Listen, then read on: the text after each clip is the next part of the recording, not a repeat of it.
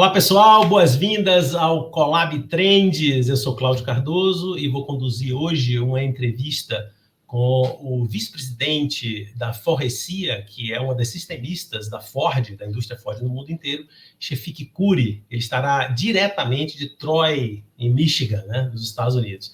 O Colab Trends é um programa de entrevistas do programa de inovação aberta do conglomerado Alfa, o Alfa Colab, tá? Você pode acessar as entrevistas tanto no YouTube como no podcast. Nos siga, ative o sininho no YouTube. E aí eu vou apresentar aqui falar um pouco do nosso entrevistado de hoje, né? O nosso entrevistado é baiano de Salvador, né? Tem apenas 43 anos e já é vice-presidente da Ford Customer Business Unit na América do Norte pela Forrecia, ela faz sistemas interiores para a Ford no mundo todo. Ele é responsável por vendas e programas, tanto na produção corrente quanto no desenvolvimento de novos projetos no México e Estados Unidos. Ele é um dos raros brasileiros, na verdade, que alcançaram postos no alto comando de uma grande indústria mundial. Engenheiro pela Universidade Católica de Salvador, com MBA em Business Management e cursos em Gestão de Projetos e Negociação no IESE Barcelona e na London Business School. Chefik começou a sua carreira profissional no início dos anos 2000, apoiando dois Greenfields no Brasil, a Saar Gumi e a Pneus Continental, já estabelecendo um alto padrão de experiência em produção, qualidade, engenharia e gestão de programas. Profissional internacional, na indústria automotiva, ele esteve fora do país nos últimos 7 anos, à frente de projetos em vários países, com destaque para a França e Estados Unidos, mas também Alemanha, Reino Unido, Espanha, Portugal, China, Índia, Tailândia, enfim. Chefik é reconhecido por sua grande habilidade e talento para liderar ambientes multiculturais, trabalhos em equipe e de equipes de alto desempenho, alta demanda, com forte conexão com a alta estratégia das organizações. Ele nos fala, como eu já mencionei, de Michigan, e vamos aqui apresentar o nosso Chefik. Então, Chefik, boas-vindas. Boa tarde, Cláudio Cardoso. Um abraço, um prazer gigante falar contigo. Agradecer ao Grupo Alfa Colab também pela oportunidade de estar aqui dividindo um pouco do que a gente está acontecendo no mundo. E estou à disposição. Estou aqui com muita alegria, com a disposição para a gente conversar e bater esse papo. Obrigado, amigo. Olha, eu gostaria de... Acho que tem uma questão que é um pouco inevitável, né? A gente acabou de viver aí a chamada saída da Ford no Brasil, uma indústria que dispensa apresentações e que foi também pioneira no Brasil, né? Participou diretamente do processo de industrialização no Brasil, né? Mas eu queria assim, fazer um convite para você mencionar, falar algo, comentar algo sobre isso. É uma questão inevitável, mas eu gostaria de me ouvir não apenas sobre esse episódio, mas pensar talvez que isso tenha um quadro maior, uma estratégia da própria indústria automobilística, enfim. E você comentar também sobre novas gerações de automóvel, car sharing, customização de carros alugados, enfim. Vamos dar um salto para desse comentário para a gente contextualizar em que quadro maior esse episódio se deu.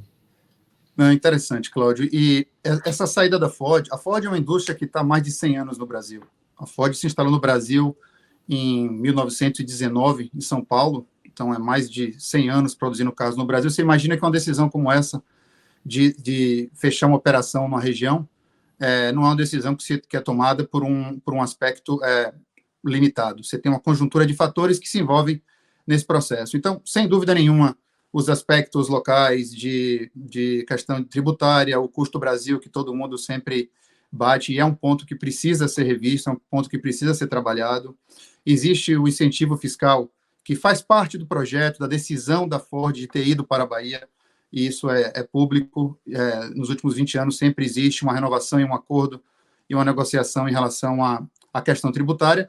Porém, eu queria convidar para a gente falar um pouquinho sobre a Ford. O que está acontecendo com a Ford no resto do mundo, né? A Ford, ela é uma empresa americana com um resultado extremamente positivo nos Estados Unidos. Então, falando números de referência de 2019, porque 2020 foi um ano complicado e que acaba oscilando um pouquinho, tirando a gente do histórico da operação. Mas em 2019, a Ford teve 6 bilhões e meio de dólares de lucro nos Estados Unidos. Então, é uma empresa extremamente saudável, que continua tendo representatividade muito grande num dos maiores mercados, no segundo maior mercado de carro no mundo. Porém, tirando os Estados Unidos, tirando essa bolha e esse nicho de mercado americano, a Ford tem sofrido bastante em todas as regiões. Na América do Sul, a Ford tem acumulado prejuízos sucessivos. Isso acontece também na Europa, onde ela briga muito para conseguir empatar os resultados já há alguns anos. Na China, ela tem perdido o mercado cada vez mais, com os produtores chineses aumentando de qualidade e de mercado. No mercado indiano, está tendo bastante dificuldade, na Tailândia, na África do Sul. Então, em resumo, a Ford nos Estados Unidos é muito forte, muito saudável financeiramente, porém, no resto do mundo, ela tem sofrido bastante em todas as operações, o que faz com que todo o caixa, toda a receita, todo o resultado que ela gera nos Estados Unidos, ela tenha que transportar para conter as sangrias que acontecem no resto do mundo. E isso vem acontecendo já há alguns anos. Porém, colocando de novo no aspecto mais abrangente do mercado automotivo, a Ford precisa tomar conta do futuro dela.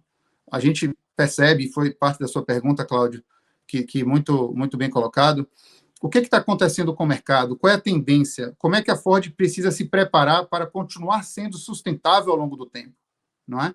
Então, esse dinheiro que tá sendo gerado na América do Norte, ele não pode ser transferido para conter sangrias no resto do mundo. Ele precisa preparar o futuro da companhia, preparar toda a eletrificação de veículos, automação de veículos, inteligência artificial e preparar o mercado e o portfólio de produtos da Ford para esse futuro, que não é tão distante assim. É um futuro que já acontece, já é realidade, e para outras montadoras já é o que está no mercado hoje. Então, voltando a transportar para o Brasil, um segundo aspecto importante que comprometeu bastante a viabilidade do negócio, que é o fato da Ford decidir não fabricar mais carros que eles chamam de plataforma B e C. Então, são carros como o Fiesta, como o Focus, como o Fusion, o Taurus, carros que não dão lucro. O foco da companhia e uma decisão global a Ford definitivamente vai se focar em SUVs e light trucks, ou pickups. Então, produtos que não estão correlacionados com vans, SUVs e light trucks não fazem mais do portfólio de produtos da companhia globalmente, e já não há mais desenvolvimento de novos produtos. Então, não existe uma nova geração de Fiesta, não existirá uma nova geração de Focus, como não existirá uma nova geração de Fusion. E isso reflete muito no Brasil e na decisão do fechamento da fábrica na Bahia, em Camaçari. Justamente os produtos que não são mais fabricados, como Car, ou carros pequenos, SUV pequenas, como EcoSport, eles não serão mais fabricados pela empresa, e isso, sem dúvida nenhuma, foi o ponto-chave que fez com que a Ford decidisse, somado aos aspectos locais, que são relevantes, que fez com que a Ford decidisse essa decisão extremamente radical, que tem um impacto absurdo na região onde as unidades são alocadas, mas ele é muito mais uma conjuntura global da empresa do que propriamente uma situação do Brasil em 2020 ou 2021. Perfeito, perfeito. Claro, e você foi muito preciso e nos ajuda a entender, chefe, porque você também contextualizou a particularidade do Brasil e as nossas dificuldades que nós temos que resolver, e nós temos ou seja, é um desafio duplo, né? Porque a gente tem questões que já vinham, digamos assim, de geração anterior da indústria, e os desafios agora já subiram de andar e a gente tem problemas para resolver cá embaixo. Não sei se esse comentário faz sentido. Não, totalmente.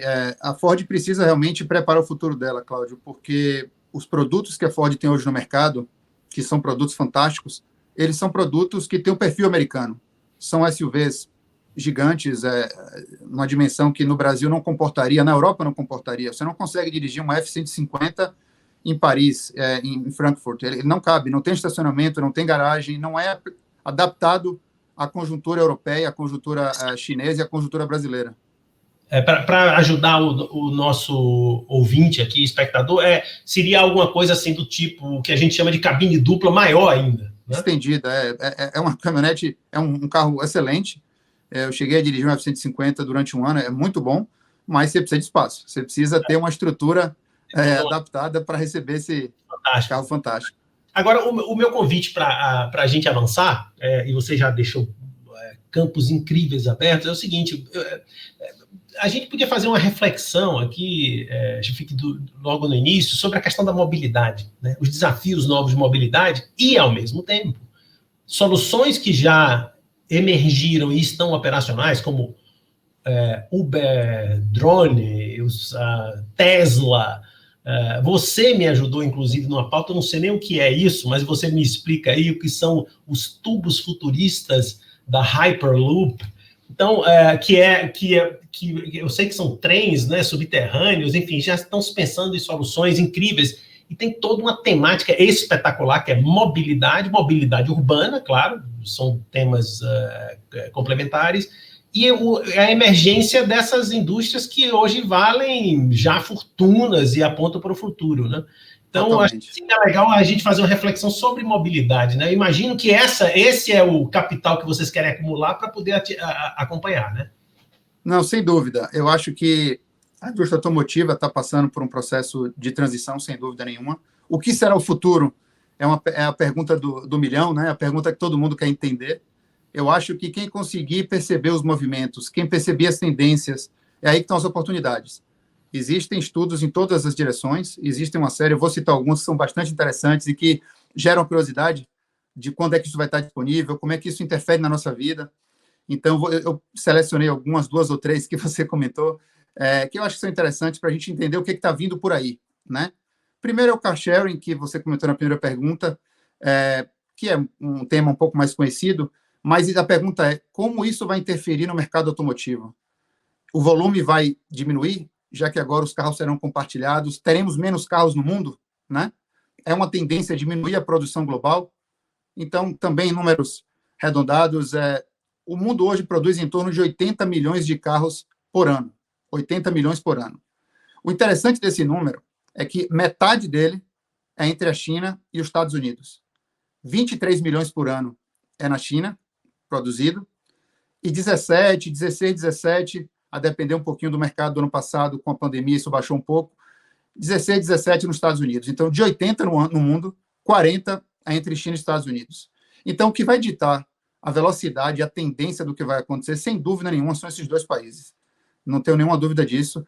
A Europa, como um grupo, como um conglomerado, também tem o peso do americano, né, em torno de 16, 17, 18 milhões, então não deixa de ser um mercado representativo, mas o que vai ditar o mundo, ou a tendência das novas tecnologias, fortemente é China, Estados Unidos e terceira, a Europa. Então, a tendência não é que diminua o volume mundial. A expectativa é ele não deve continuar crescendo como ele vinha crescendo. Com o car sharing, não existe a necessidade de mais carros. É bem possível que o mercado se estabilize, porém, com novos entrantes, que estão vindo novos entrantes a cada 2 anos, temos um fabricante novo de automóveis com tecnologias novas, vai existir uma competitividade absurda. Então, a segunda pergunta é, existe espaço para todo mundo no mercado estagnado, com mais players, com mais entrantes? Como é que isso vai funcionar, né? E aí, pegando a sua pergunta, Cláudio, de novo, como é que isso interfere com a mobilidade? Como é que isso se complementa com o Uber Drone, por exemplo, que eu acho muito interessante? Conversando com a minha esposa, ela falou uma vez, eu acho que a nossa geração é muito mais conectada com a tecnologia, com os nossos filhos, do que nossos pais eram conosco. Aí eu falei, isso é muito interessante, muito bonito, até aparecer um drone voando e pedirem para você entrar num drone não tripulado para você fazer um passeio em Dubai, sozinha, com 1 ou 2 pessoas. Eu falei, eu não sei se eu estou preparado para entrar nesse drone não tripulado, né? Então, o que vai acontecer de hoje até 2025, 2030, são mudanças fantásticas. Nos últimos 20 anos, Cláudio, as mudanças foram pequenas. Se você olhar um carro de 20 anos atrás, ele não é muito diferente de um carro de hoje. É claro que tem mais tecnologia embarcada, tem mais design, tem mais acessórios, mas ele não é totalmente diferente. Você continua dirigindo o carro parecido, uns eram muito manual, agora existem muito mais carros automáticos, a depender do país, mas, em regra geral, a gente está falando de um carro comum, um carro que é conhecido e familiar para todo mundo. Não é o que vai acontecer daqui para frente. As coisas estão mudando rápido, em algumas áreas do mundo mudando mais rápido do que em outras, então acho interessante a gente explorar esse tema de regionalização das tecnologias daqui a pouquinho, mas um drone não tripulado tem expectativa de já ser lançado no mercado em 2023 em Dubai, né, no Emirados Árabes. E, de novo, você está preparado, Cláudio, para entrar num drone não tripulado onde você você faz chama pelo aplicativo, entra num carro como esse e vai sozinho, sem ninguém dirigindo aquele veículo autônomo, voando como um helicóptero até o destino, né? São coisas fantásticas que vão acontecer por agora. De fato, você falou de uma questão que é um paradigma, né? Quer dizer, o carro tem ali 4 rodas, está na sua garagem, você tem uma chave e entra e vai para o seu lugar independentemente. Parece patético de escrever assim, mas isso mudou o mundo com independência de circulação, autonomia, etc. Totalmente. O que você está falando está me fazendo refletir sobre um carro que é uma outra coisa. O carro nem está na sua garagem, ele pode ser chamado pelo celular e você pode estar compartilhando ou não. Você também vai fazendo outras coisas no carro. Exatamente. Que não, eventualmente você nem olha mais a paisagem. Enfim, é uma mudança completa do paradigma, de fato. Totalmente. Totalmente. Nos falando. Pois não. Não, eu queria completar a sua pergunta anterior sobre o Hyperloop, né? O que é isso? O que tá vindo aí em relação a isso e como é que isso muda a nossa percepção de mobilidade? Então, é um trem magnético, então ele não tem o atrito com os trilhos, e o trem magnético ele já existe, que é o que chamam de trem-bala. Qual é a diferença para esse Hyperloop que está sendo estudado agora? É que além dele não ter o atrito com o trilho, de ter uma flutuação magnética, um afastamento físico eliminando o atrito. Além disso, ele é colocado num tubo de vácuo. Então, ele tira o atrito com o trilho e ele tira o atrito com o ar também. Esse túnel, ele é retirado o ar e a resistência do ar, que é o que dá toda a resistência de velocidade. Então, dentro de um sistema a vácuo, sem um atrito do trilho, esse Hyperloop consegue chegar a 600 milhas por hora de velocidade, Cláudia, quase 1.000 quilômetros por hora. É mais rápido do que um avião. As distâncias entre cidades, entre centros, o primeiro projeto de Hyperloop que está se pensando, que é um grupo onde, por sinal, o Elon Musk é parte dele, é parte acionária dele, é entre São Francisco e Los Angeles. Você consegue fazer esse trecho em 40 a 45 minutos. Você imagina um Hyperloop entre Rio e São Paulo, que a gente, há anos atrás, falou um trem-bala, que já seria uma evolução fantástica. Você consegue fazer isso a 1.000 quilômetros por hora. Se a distância entre Rio e São Paulo é de 400 e poucos quilômetros, você consegue fazer isso em menos de 30 minutos.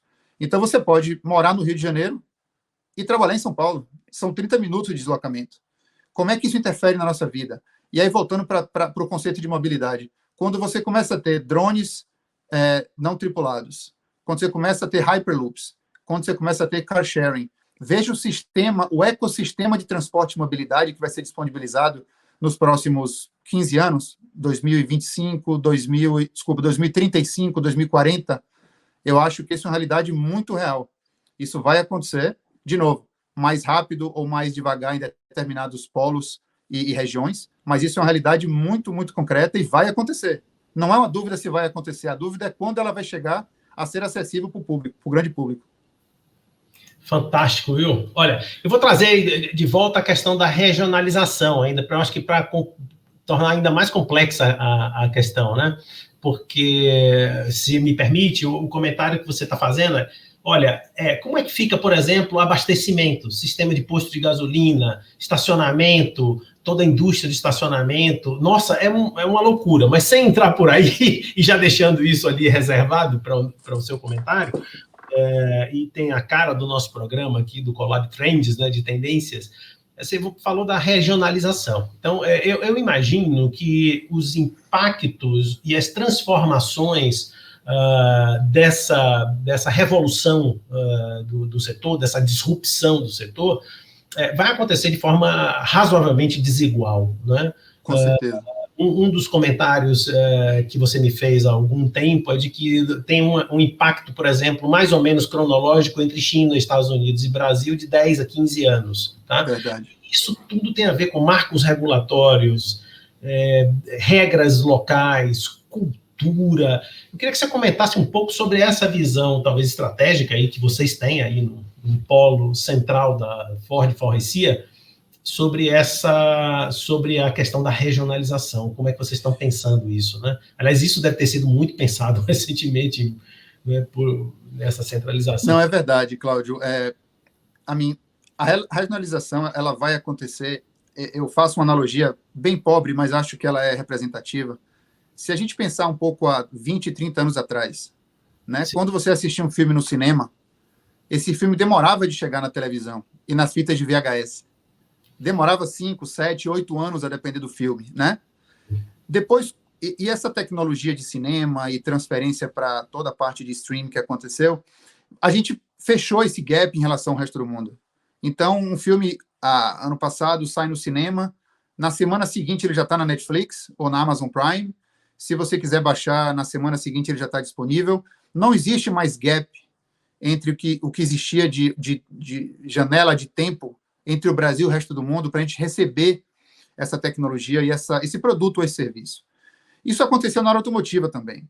Se você olhar também há 20, 30 anos atrás, um modelo é lançado na Europa, nos Estados Unidos, ele levava 5, 7, 8 anos para chegar no Brasil, quando chegava.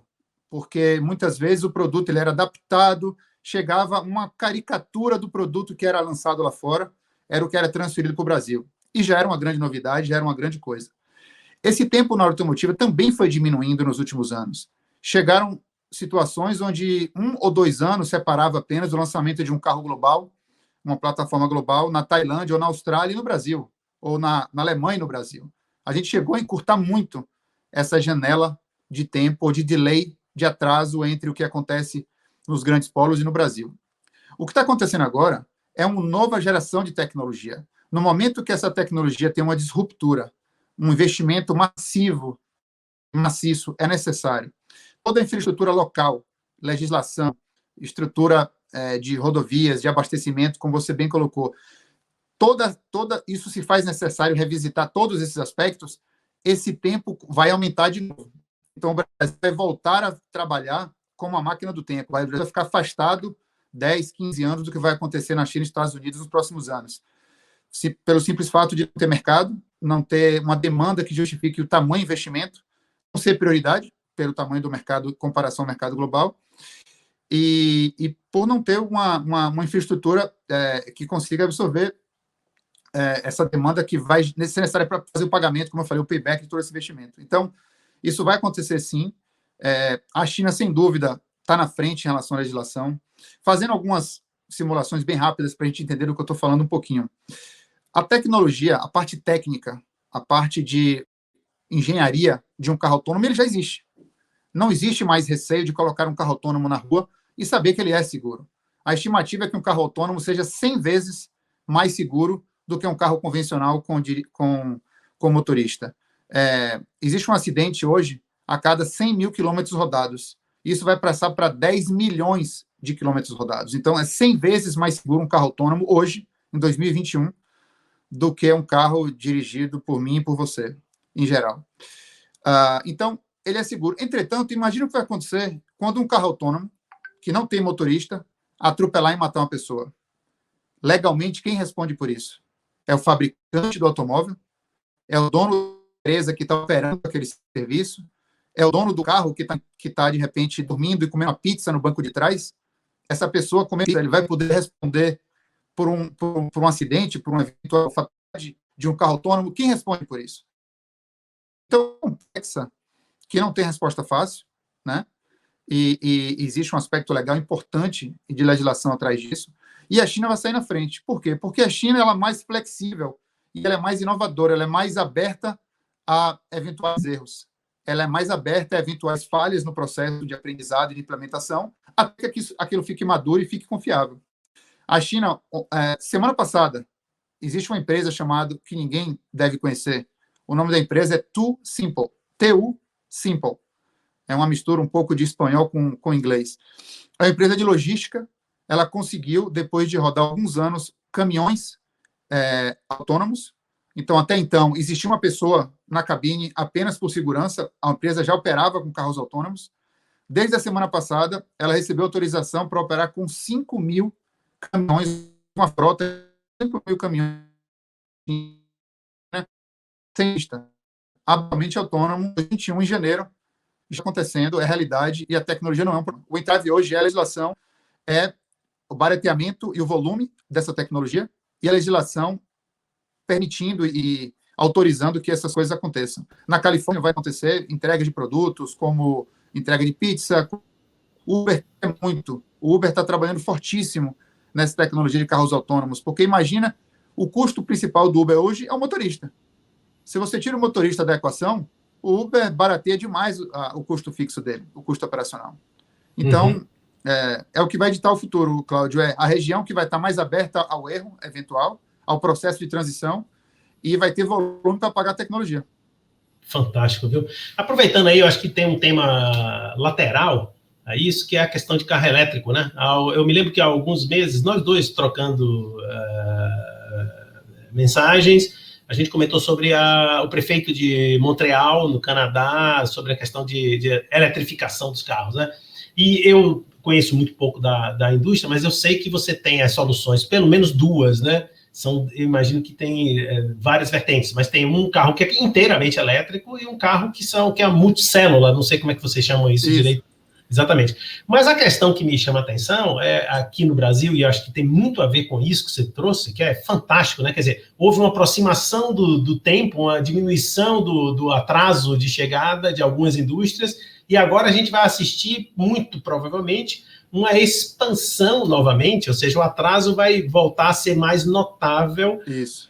E muito a ver com isso, essa minha questão agora que eu estou trazendo para você. Por exemplo, ponto de abastecimento de bateria, ou a questão ecológica correlacionada a isso, né? Porque tem toda uma imagem de que carro elétrico é mais sustentável, danifica menos o meio ambiente, mas não é bem assim, não é bem assim que a história parece que é. Eu queria que você comentasse um pouco sobre essas alternativas de carro totalmente elétrico e o carros multicélulas, e essa questão de abastecimento, da rede de abastecimento, porque eu imagino que aqui em São Paulo, a gente saindo aqui da cidade de São Paulo, não deve ter muito lugar para abastecer o carro.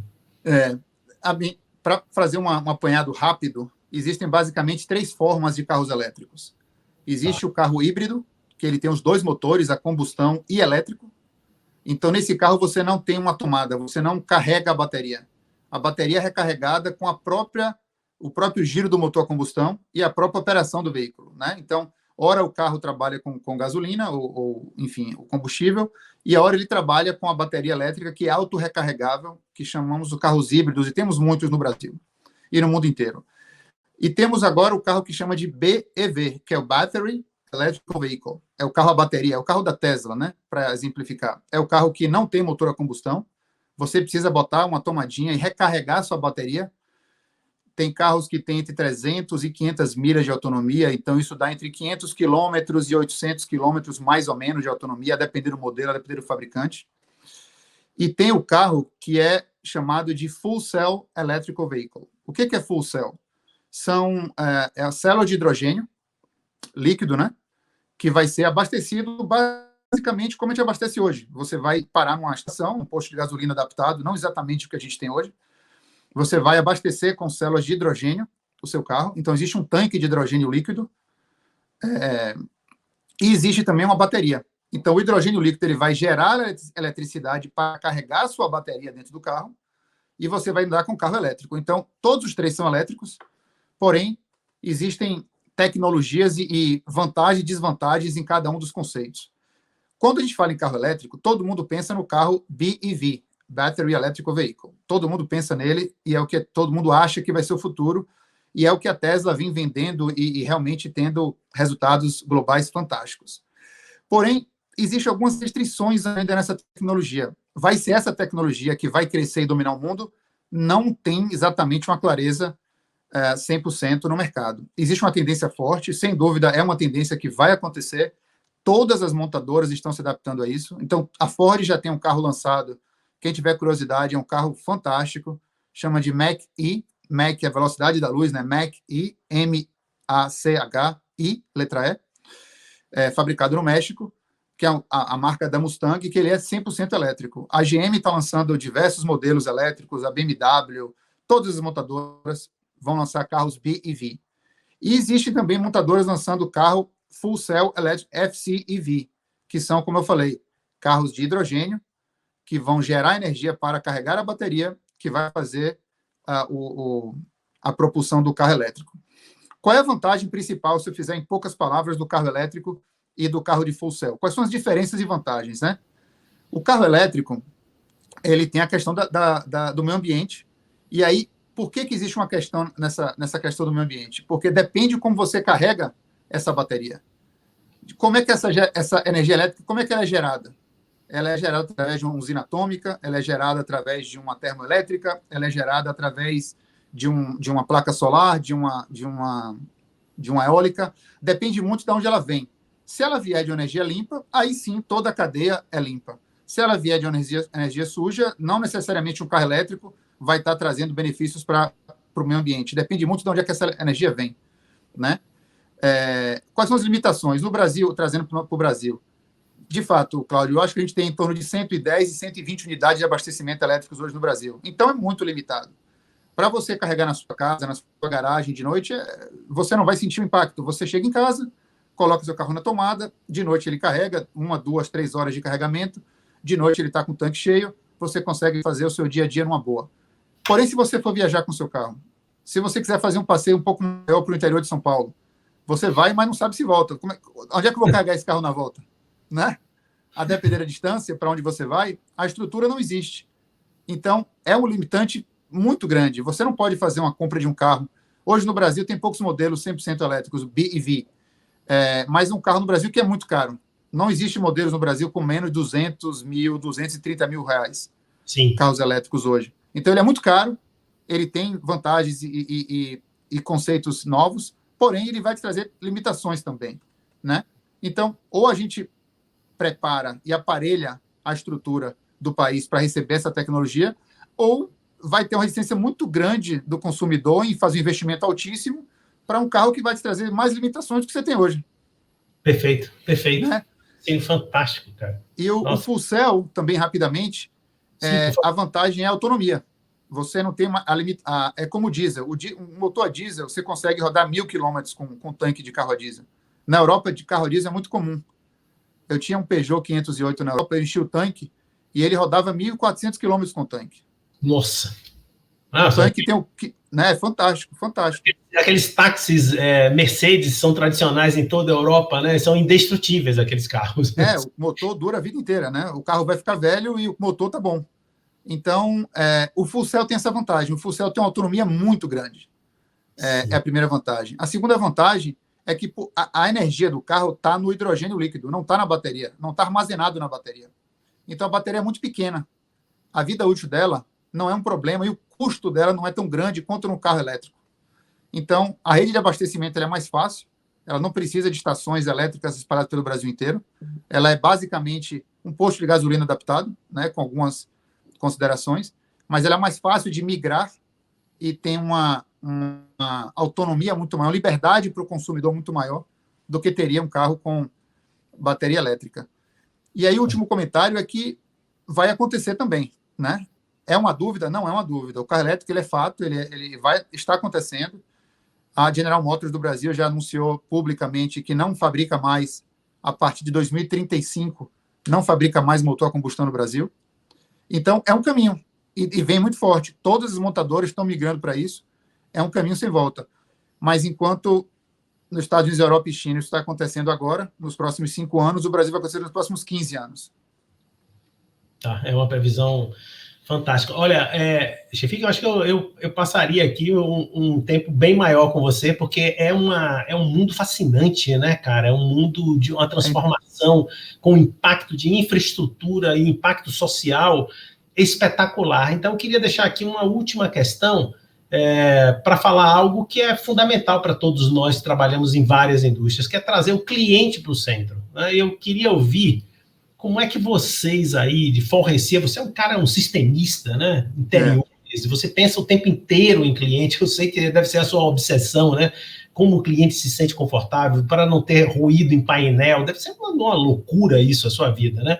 Há muitos anos. Então, eu queria ouvir de você, assim, de uma forma tão ilustrada como você consegue nos trazer, quais são os desafios para o cliente, né? Vai mudar completamente a nossa relação. Por exemplo, quando eu pegar um carro desse que eu não vou dirigir, eu vou estar entrando numa cabine. Não é mais carro, é uma outra coisa, né? Sei lá, uma cabine de um trem. que o sonho é você ler, né, sei lá, tomar uma aguinha que nem vibra ali, né? Hoje em dia, modernos são assim, né? Você viveu na França lá, viu aquele sistema de trens dos caras, que é uma loucura da Alemanha. Então, eu queria que você comentasse sobre isso. Como é que vocês têm refletido a indústria tão espetacular como a Ford, e vocês aí na ponta têm refletido a questão do cliente, como vai ser essa relação do cliente. Só que agora, depois de você falar, eu já não sei nem mais o que, que eu pergunto, porque não é mais o carro autônomo apenas, é um monte de transformação, né? Pode ser o carro não seja autônomo, mas a forma de insumos do carro muda. Nossa, que loucura, hein? Cláudia, acho que esse é o desafio, é a gente conseguir antecipar o que vai acontecer com a mobilidade e como é que isso, o que muda no dia a dia. No final, o que a gente quer saber é como é que vai mudar a minha vida, quando é que isso chega para mim e como é que vai ser o tão falado futuro da mobilidade, né? Eu vou trazer 2 exemplos rápidos para a gente tentar trazer para uma coisa mais concreta do dia a dia. Então, car sharing é fantástico, a ideia é fantástica, porém traz desafios. Então, dentro desse conceito de mobilidade, você não tem mais carro. Quando você tem um carro, você chama Uber, um Lyft, um transporte por aplicativo, ou você usa um car sharing. Porém, o car sharing, ele não é seu. Ele não tem a sua configuração, ele não tem a sua posição do volante, ele não tem o seu ar-condicionado, ele não tem a sua playlist, ele não tem o cheiro, a cor, o acabamento que você gosta. Ele é um carro impessoal, né? Então, como é que eu faço para customizar um car sharing, que por natureza é um carro que não é customizado, né? Ele é um carro comum para todo mundo, então, quanto mais neutro, melhor para agradar o máximo número de pessoas. Como é que eu faço para agradar e fazer com que você se sinta mais adaptado àquele ambiente e se sinta bem num carro que não é seu? O que foi discutido há um tempo atrás, eu participei de alguns brainstorms que eu achei interessante e queria dividir com vocês. Vamos imaginar o seguinte, que você tem um perfil na nuvem, você se cadastra, você estabelece os seus parâmetros, você gosta do ar-condicionado a 26 graus, você gosta do cheiro de eucalipto, você gosta de verde, você gosta do banco na configuração XYZ com os espelhos retrovisores, que é chato, né? Todo carro ajustar espelho retrovisor, ajustar banco, é chato. Mas imagina tudo isso fosse eletrônico e tudo isso fosse configurável. Então você tem a sua altura, o seu perfil, você tem, como eu falei, suas músicas, sua temperatura, você tem o cheiro que você gosta, a cor que você gosta, e no momento que você reserva um carro no car sharing, ele vai pegar o seu perfil na nuvem, ele vai carregar a sua configuração. No momento que você chegar no carro, ele já vai estar na cor que você quer, porque os acabamentos mudarão de cor com luzes que são colocadas atrás dos acabamentos, que você não vai perceber que é luz, mas é um reflexo gerado no material externo de acabamento. Então, ela pode ser verde, pode ser branco, pode ser azul, vermelho, enfim, da cor que você quiser. O carro vai ter cheiro, você tem essências colocadas no sistema do carro que vai fazer alguma vaporização dessa essência, se você escolher assim, ou não, se você não gostar de essência nenhuma. O carro já vai estar toda na posição que você gosta, vai estar tocando a sua música na sua temperatura e vai estar preparado para você. Então, isso é uma demonstração de que a migração do conceito de mobilidade trarão problemas, trarão desconfortos comparado com o conceito atual.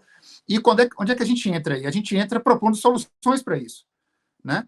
Como é que a inovação aparece? Aparece no momento que você dá uma chacoalhada, que você faz um terremoto no sistema de mobilidade, muita coisa vai cair no lado bom e muita coisa vai falar, poxa, como é que vai ser isso aqui? Espera aí, toda vez que gerar um desconforto, gera uma oportunidade. Como é que eu soluciono esse desconforto?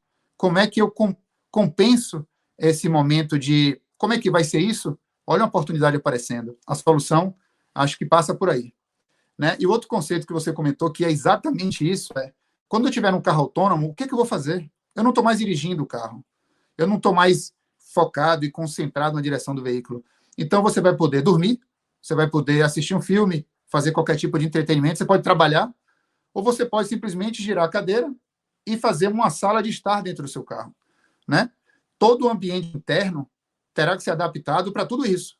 Porque eu não posso fazer um carro que seja para pessoas que queiram dormir quando estiver dirigindo, ou trabalhar. Ele tem que ser flexível, ele tem que ser adaptável. Então, é exatamente o que você falou. Você entra num trem, né, que você vira passageiro, e aí você vai ter que proporcionar alternativas de entretenimento, de descanso, de interação no habitáculo do veículo da melhor forma possível. E aí geram problemas diversos. E eu comentei com você, você achou interessante, deu risada, eu queria dividir com o time. A suspensão do carro de hoje não serve para um carro autônomo. Por que não serve? Porque hoje, dirigindo, eu entendo que tem um bumpinho, né? Eu entendo que tem uma oscilação, uma trepidação no carro. No momento que você quer dormir, você quer um ambiente tranquilo, como um trem, como um trilho de trem, macio como um trilho de trem. Se você quer, de repente, jogar alguma coisa ou trabalhar, a vibração vai te incomodar. Um carro elétrico, ele é silencioso. Então, o barulho do vento no espelho retrovisor vai ser audível de maneira muito alta. Hoje você não ouve porque o motor compensa esse ruído. Então, barulhos do veículo que hoje são não perceptíveis vão passar a ser. Eu tenho um amigo aqui nos Estados Unidos, para concluir esse ponto, que ele tem um Tesla. Ele falou, chefe, você não tem ideia como um barulho de vento incomoda. Eu falei, não tenho mesmo. Motor é gasolina, não tenho ideia nenhuma do que você está falando. Ele me incomoda muito, eu estou virando paranoico, porque o mínimo barulho vira um grito no meu ouvido dentro de um carro que não faz barulho nenhum. Coisa incrível, hein? Nossa, é uma mudança... Vira o mundo de cabeça para baixo, né, Chefik? Todas essas coisas que você tem falado aqui para gente. Claudinho, imagine você, que já existe, e a Faurecia tem até esse sistema, dentre várias outras empresas também, cada banco terá uma zona, eles chamam de uma cápsula de áudio, onde você vai ter o seu próprio áudio acoplado ao banco. Então, você pode ouvir uma coisa com o seu iPad ou a sua screen individual, num carro com 4 pessoas, cada um vendo 4 coisas diferentes e ouvindo 4 coisas diferentes, sem nenhum fone de ouvido, só com essa bolha de áudio que vai ser customizada para cada banco individualmente. Olha, Chefik, muito obrigado, viu? Eu acho que se você honrou o nome do nosso programa em alto estilo, né? Collab Trends mesmo. Você trouxe realmente uma visão das tendências, do desafio da mobilidade, quer dizer, do ponto de vista da indústria automobilística, né? Espetacular. A gente lhe agradece muito aí pelo seu tempo, que eu sei que é muito disputado. E, olha, só um agradecimento aqui de coração. Muito obrigado. Eu que agradeço, Cláudio. Prazer gigante, sempre muito bom conversar com você. E, mais uma vez, reforçar o agradecimento ao Alpha Collab, que é isso que a gente precisa, né? A gente precisa, no Brasil, de pessoas querendo construir, querendo trazer soluções, propor discussões propositivas. E é isso que a gente está precisando, de mais iniciativas como essa. Então, um abraço grande, felicidade imensa de estar aqui com você e, precisando, estou à disposição. Muito obrigado, Chefik. Lembrando aqui que as nossas entrevistas ficam disponíveis nos canais do YouTube e no podcast do Spotify. Nos sigam, ative o sininho no YouTube e não deixe de dar o seu like, é claro. Até o próximo Collab Trends.